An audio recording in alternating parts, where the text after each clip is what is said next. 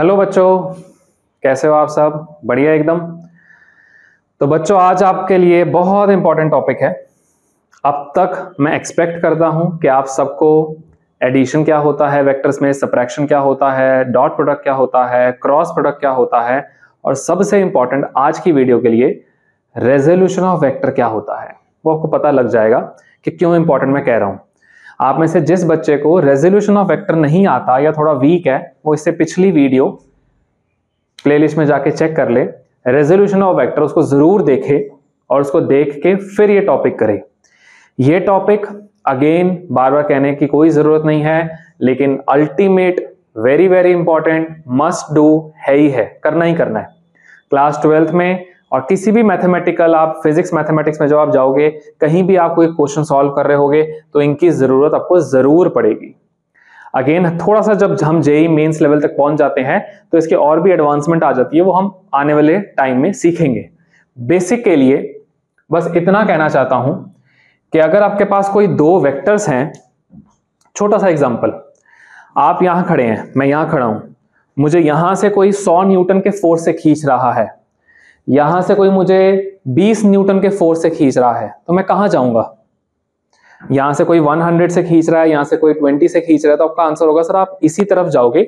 और कितने फोर्स से जाऊंगा? 100 - 20 दैट इज 80 न्यूटन। आपने क्या किया? आपने दोनों फोर्सेस को माइनस किया। क्यों ऐसा किया? क्योंकि ऑपोजिट है सर, तो ज्यादा में से छोटा वाला माइनस। ठीक है, मुझे यहां से कोई बंदा 100 न्यूटन से खींच रहा है, यहां से किसी ने आके धक्का मार दिया 20 न्यूटन से, तब मैं कहां जाऊंगा? तब मैं इसी तरफ जाऊंगा। इस बार कितने फोर्स से जाऊंगा? इस बार 100 इस तरफ, 20 भी इसी तरफ, तो मैं 120 से जाऊंगा। इस बार आपने एडिशन कर दिया।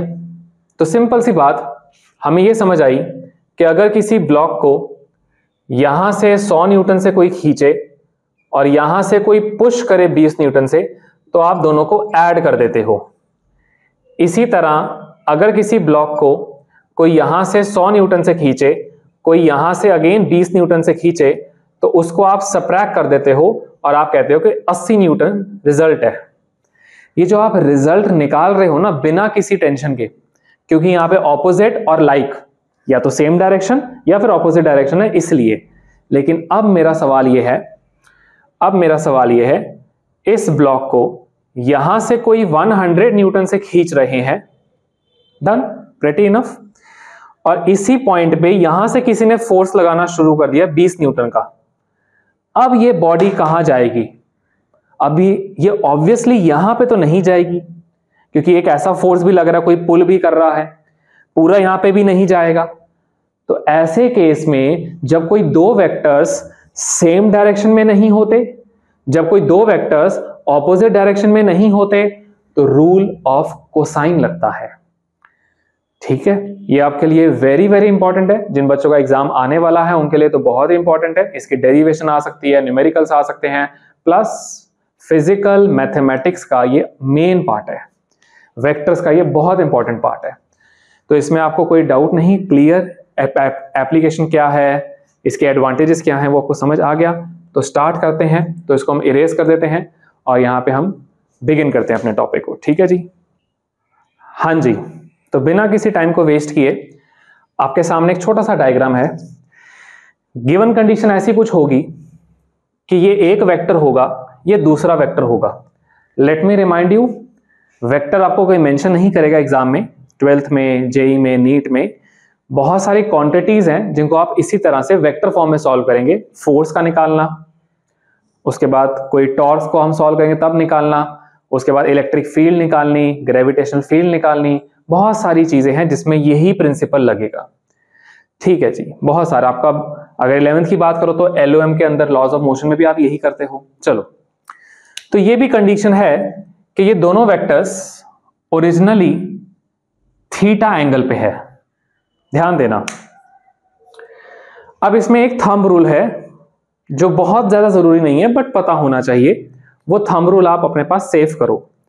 वो थंब रूल ये है कि कोई भी दो वेक्टर्स को, किसी भी वेक्टर का ये हेड पार्ट होता है, ये टेल पार्ट होता है, कोई भी दो वेक्टर्स को हम कभी भी हेड और हेड के साथ नहीं रख सकते और कभी भी हम टेल और टेल के साथ नहीं रख सकते। ये रूल्स ऑफ वेक्टर हैं बेसिक। तो अब मैं इसको अगर देखूं, ये ए वेक्टर और बी वेक्टर गलत रखे हुए हैं, तो इसको हम कैसे ठीक करें? दूसरा थंब रूल वेक्टर का, कि वेक्टर को आप पूरी दुनिया में उसके प्लेन में कहीं भी पैरेलली लेके जा सकते हो। तो ये वेक्टर यहां है, इसको मैं यहां लेके जा सकता हूं, यहां लेके जा सकता हूं, यहां लेके जा सकता हूं, यहां लेके जा सकता हूं, यहां लेके जा सकता हूं, कहीं भी लेके जा सकता हूं अपनी एडवांटेज के लिए। मैंने इस वेक्टर को उठा के यहां पे ले आया।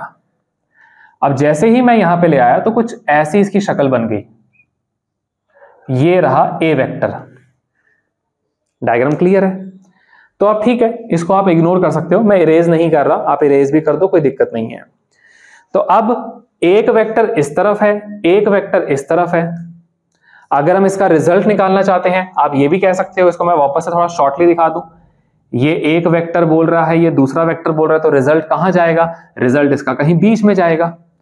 तो बिल्कुल सिमिलरली आप कह सकते हो कि इन दोनों की वजह से जो रिजल्ट बनेगा वो कहीं बीच में बनेगा। अब यहां से मैं पूरा इसको बीच में बना के लेके जा रहा हूं। इस वेक्टर का नाम है रिजल्ट वेक्टर। कौन सा वेक्टर है ये? रिजल्ट वेक्टर है। डन, ठीक है।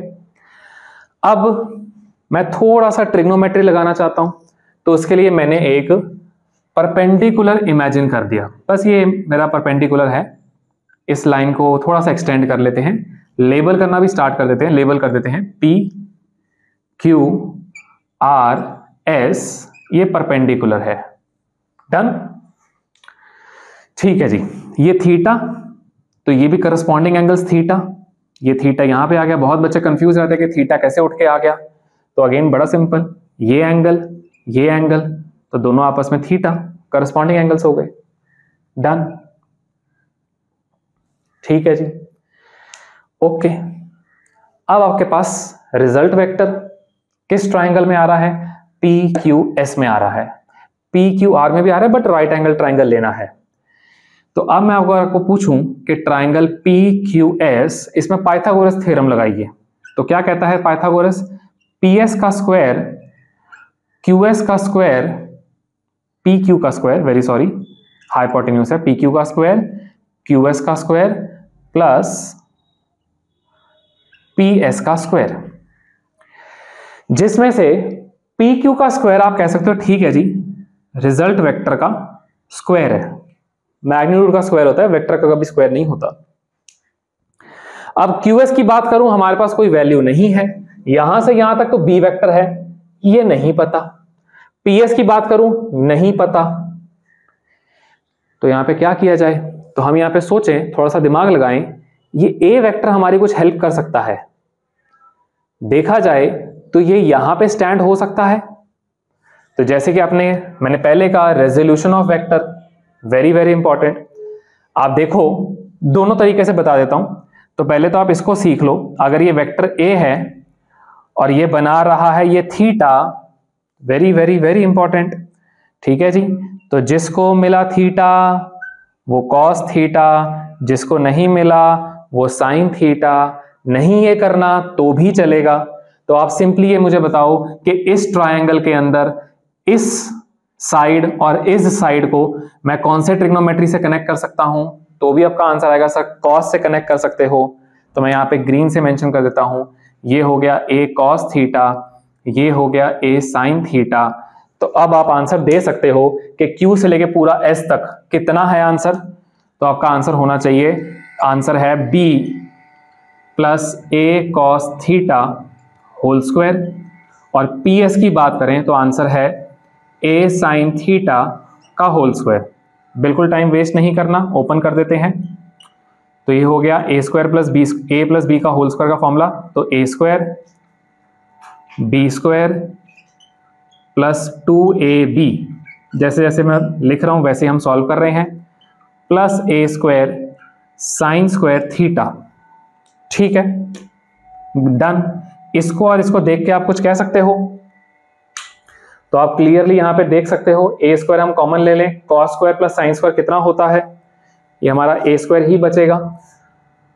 तो रिजल्ट का स्क्वायर हमारा हो गया A square plus B square plus 2AB cos theta तो रिजल्ट वेक्टर का मैग्नीट्यूड अगर निकालना है, स्क्वायर हटा दिया यहां से, तो यहाँ पे अंडर रूट आ जाएगा, तो हमारा ये फॉर्मूला तैयार हो गया, A square plus B square plus 2ab cos theta.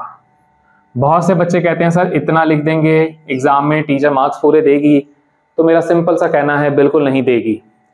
Diagram के मार्क्स और आपको ये मैथमेटिकल मार्क्स मिल जाएंगे, बट कहीं ना कहीं कुछ इंट्रोडक्शन भी जरूरी होती है। अगर ये डेरिवेशन में आता है तो आप इसमें बड़ा इजीली लिख सकते हो, consider two vectors a and b which are at angle theta to each other, let ps be perpendicular to qs, ठीक है, and r be the result vector, then we can solve it। तो फिर आप पूरे marks gain कर लोगे। तो ये हमारा कोई भी दुनिया के दो वेक्टर्स अगर आपस में थीटा एंगल बना रहे हो, अब इसका बड़ा आसान सवाल कि अगर कोई यहां पे फोर्स लगा रहा है 20 न्यूटन, कोई यहां पे फोर्स लगा रहा है 30 न्यूटन, तो आंसर रिजल्ट कहां जाएगा? तो रिजल्ट इनके कहीं बीचों बीच जाएगा, एग्जैक्ट बीचों बीच नहीं, कहीं यहां पे जाएगा, ये हमारा रिजल्ट होगा। अब इनका क्या रिजल्ट होगा उसको हम यूजिंग एंगल सॉल्व कर सकते हैं। ए की जगह 20, बी की जगह 30 और जो भी आपको एंगल दिया हो यहां पे पुट कीजिए, आपका रिजल्ट का मैग्नीट्यूड आ जाएगा। क्या आ जाएगा? रिजल्ट का मैग्नीट्यूड आ जाएगा। मैं डायरेक्शन के ऊपर फिलहाल नहीं जा रहा, पहले मैग्नीट्यूड के ऊपर थोड़ा वर्क कर लेते हैं। Is it very much clear? कोई डाउट है आपको यहाँ पे तो इसको आप अच्छे से नोट कर लें। कोई डाउट है, कुछ है तो आप कमेंट करके पूछ सकते हैं। आपके सामने नंबर भी आ जाएगा, आप नंबर पे कनेक्ट कर सकते हैं और मैं इसके छोटे मोटे आपको एप्लीकेशंस बताता हूं। ठीक है जी, तो कर दें इसको इरेज। ठीक है जी, हाँ जी बच्चों, तो लेट्स कंटिन्यू। तो इस रिजल्ट के ऊपर एक बड़ा छोटा सा क्वेश्चन, क्योंकि अब यहाँ पे आपको कुछ वेक्टर्स पे काम करना है, तो मैं बहुत ही बेसिक वेक्टर, बहुत ही इंपॉर्टेंट, बहुत ही फेमस, आप सब जानते हैं, फोर्स वेक्टर के ऊपर एक न्यूमेरिकल करता हूं। तो अगर एग्जाम में आपको कोई ऐसा क्वेश्चन आ जाता है, अब अगेन ये जो फोर्स है ये क्लास 12th में भी है, क्लास 11th में भी है, हर जगह है। तो ये फोर्स के अंदर कोई ऐसा क्वेश्चन अगर आ जाता है कि किसी एक पॉइंट पे फोर्स आपका राइट में भी लग रहा हो, किसी एक पॉइंट में उसी पॉइंट पे फोर्स ऊपर की तरफ भी लग रहा हो, positive X axis, positive Y axis, तो बॉडी कहां जाएगी? बॉडी ना एक्स में जाएगी ना वाई में जाएगी, इनके बीच में जाएगी। आप इसको इमेजिन भी कर सकते हो, कोई मुझे यहां से खींचे, कोई मुझे यहां से खींचे, ना मैं यहां जाऊंगा ना मैं यहां जाऊंगा, मैं कहीं बीच में मुझे पुश मिलेगा। तो अब इस पुश को निकालने के लिए वैल्यूज भी आपके पास हैं। लेट अस से ये 50 न्यूटन है, ये 120 न्यूटन है, तो सॉल्व करने का तरीका बहुत ध्यान देना।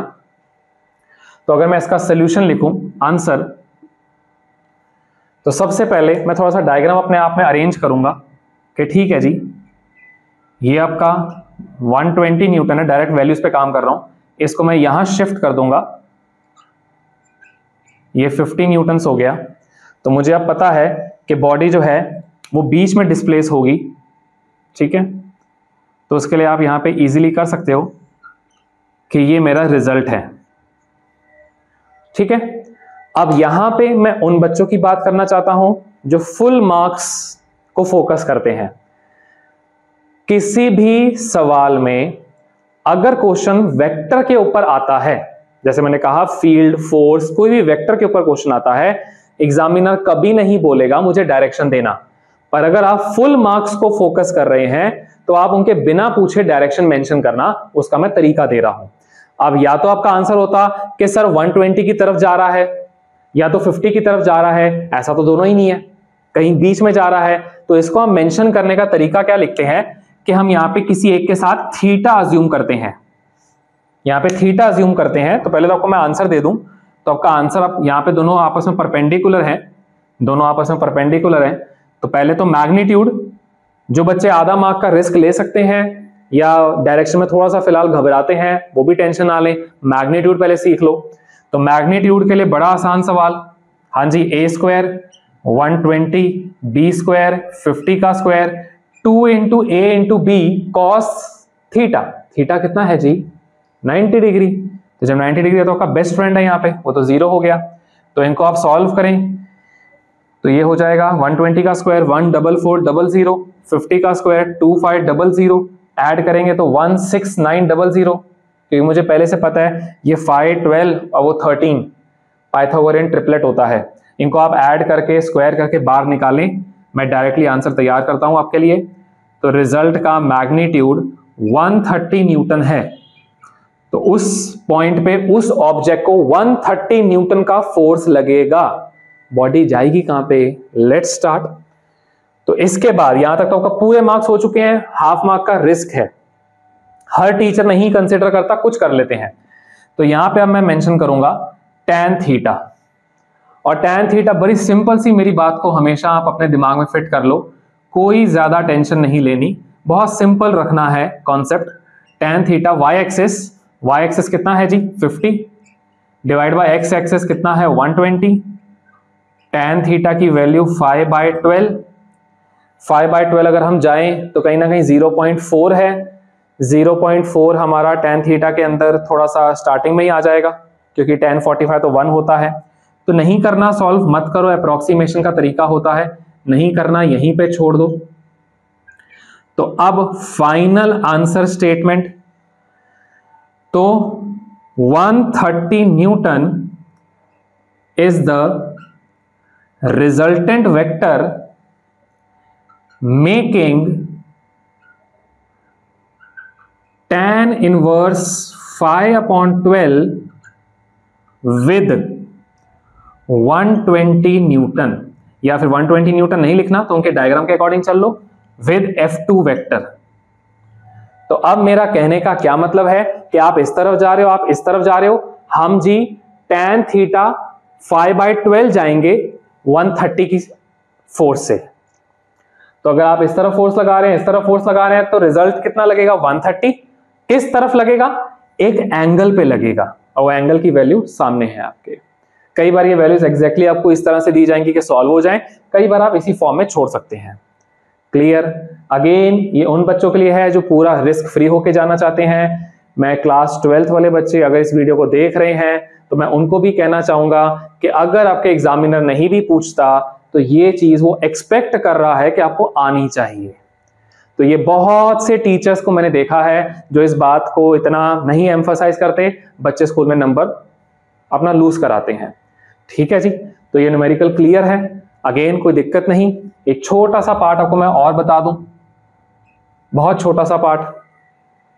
वो छोटा सा पार्ट हम डायरेक्ट बच्चों को देते हैं सिमिलर वेक्टर के क्वेश्चन के लिए। डायरेक्ट क्वेश्चन कि अगर मुझे कोई बोले 100 न्यूटन यहां पे, 100 न्यूटन यहां पे लग रहा है, तो रिजल्ट कैसे आएगा? उसका डायरेक्ट एक अप्रोच है। अगर आपके पास ऐसा हो कि वेक्टर ए का मैग्नीट्यूड और वेक्टर बी का मैग्नीट्यूड, कंडीशन है अगर ऐसा हुआ तभी ये लगाना, नहीं तो मत लगाना, नहीं तो ये लगाओ।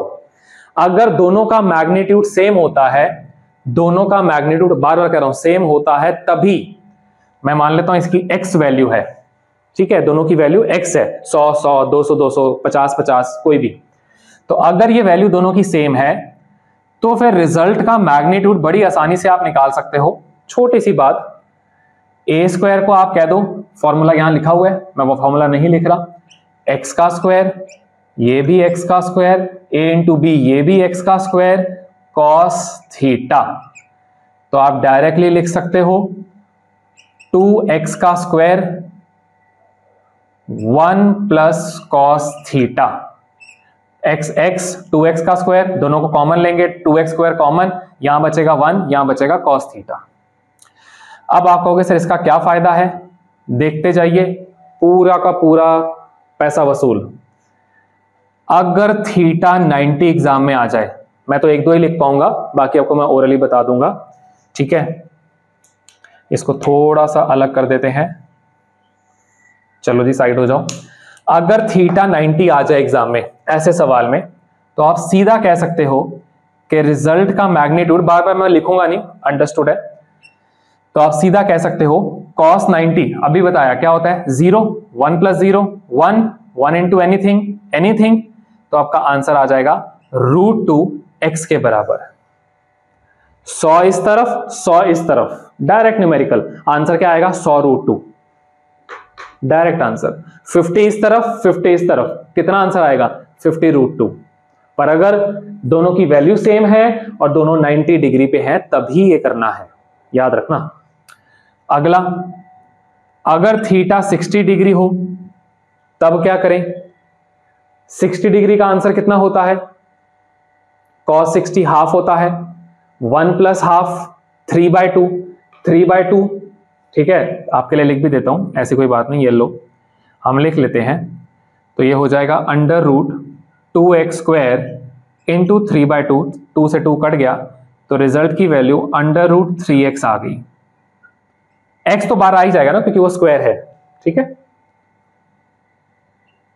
ठीक है जी। इसी तरह से बड़ा ही मजेदार 120 डिग्री, बहुत इंपॉर्टेंट, बहुत important, very very important. Result under root 2x², 1 plus नहीं पता, इंफॉर्मेशन ले लो। कुछ बायो के स्टूडेंट्स भी होते हैं, उनकी हल्की फुल्की, वैसे तो कई मैथ्स वालों की भी मैथ्स वीक हो जाती है, पर कई बायो वालों की भी वीक हो जाती है। तो cos 120 डिग्री माइनस हाफ होता है, 1 माइनस हाफ, तो खाली हाफ ही बचा,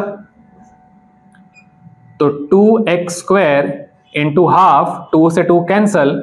लो जी, क्या धमाकेदार आंसर है। बहुत से एग्जाम्स में मैंने क्लास 11 का एक सिंपल सा सवाल देखा है, कोई दो वेक्टर्स हैं जिनका मैग्नीट्यूड सेम है, रिजल्ट भी उनके सेम है, जितना मैग्नीट्यूड है रिजल्ट भी उतना ही है। बोलो थीटा कितना है? 120 डिग्री। डायरेक्ट स्टेप है ये तो आई रिपीट, अगर दो वेक्टर्स सेम मैग्नीट्यूड के हों, उनका ये रिजल्ट होता है। इन 3 थीटास को आप याद भी कर सकते हो, नहीं तो वैसे सॉल्व भी कर लो, कोई दिक्कत नहीं। तो कैसा लगा ये पार्ट? बढ़िया लगा। आई होप इस पार्ट में आपको सब कुछ क्लियर हुआ है। इसके अभी आप कहीं से भी कोई भी क्वेश्चंस कर सकते हैं। प्लस मैंने ये वेक्टर्स क्लास 11th के लिए पर्टिकुलर चैप्टर वाइज नहीं पढ़ाया, मैंने एक कॉन्सेप्ट पढ़ाया है कि अभी आप जहां मर्जी से पढ़ लो, क्लियर ही क्लियर है। डन। तो आई होप इट्स क्लियर। कुछ पूछना है जरूर कमेंट करें, और कमेंट करके बताएं आगे आपको और क्या सीखना है। तो ये सारा पार्ट आप अच्छे से नोट कर लें, इसको कहीं प्रिजर्व कर लें, ये आगे जाके बहुत ज्यादा आपकी हेल्प करेगा। आगे की वीडियोस में आएंगे कुछ क्वेश्चंस की प्रैक्टिस लेके और कुछ नए तरीके लेके। Addition, subtraction, dot product, cross product, resolution of vector, rule of cosine. Concept wise vectors का जितनी जरूरत है उतना आपके पास मटेरियल तैयार है, आप सारी प्लेलिस्ट को गो थ्रू कर सकते हैं। और जहां पे कोई चीज नहीं समझ आ रही तो आप डायरेक्ट कनेक्ट होके अपनी क्वेरी क्लियर कर सकते हैं। ठीक है जी, पर गलत ना पढ़े, वहीं पढ़े जो सही है। कॉन्सेप्ट को पढ़ें, कोई इंपॉर्टेंस की जरूरत नहीं पड़ेगी, सिंपल सा लॉजिक है। ठीक है जी, तो इस वीडियो को यहीं पे एंड करते हैं। आपको मैं वापस एक सिंपल सी बात बोल दूं कि अगर 20 न्यूटन इस तरफ, 20 न्यूटन इस तरफ, दोनों परपेंडिकुलर, तो रिजल्ट क्या होगा जी? 20√2। ठीक है, 20 इस तरफ, 20 इस तरफ, दोनों 60 डिग्री पे हैं, तो आंसर क्या होगा? 20√3। 20 इस तरफ, 20 इस तरफ, दोनों 120 डिग्री पे हैं, आंसर क्या होगा? 20 ही होगा। क्लियर। और कोई दो अलग वेक्टर्स हैं तो उनका ये तरीका है। लेकिन लास्ट में जाने से पहले एक लास्ट बात कहूंगा, कुछ आईआईटी के क्वेश्चंस में, जेई मेंस के कुछ बढ़िया क्वेश्चंस में वेक्टर्स को सॉल्व करने के लिए रूल ऑफ कोसाइन थोड़ा सा लेंदी और रूट में वैल्यूज टफ हो जाएंगी। उसके लिए मैं एक और न्यू टेक्निक आपको सिखाऊंगा, जिस टेक्निक से आप आई गेस 15 से 20 सेकंड में उसको सॉल्व कर लेंगे। वो आएंगे उस पर पहले फिलहाल बेस स्ट्रॉन्ग कीजिए, और कोई डाउट है तो जरूर कनेक्ट कीजिए। ऑल द वेरी बेस्ट, मिलते हैं नेक्स्ट पार्ट में।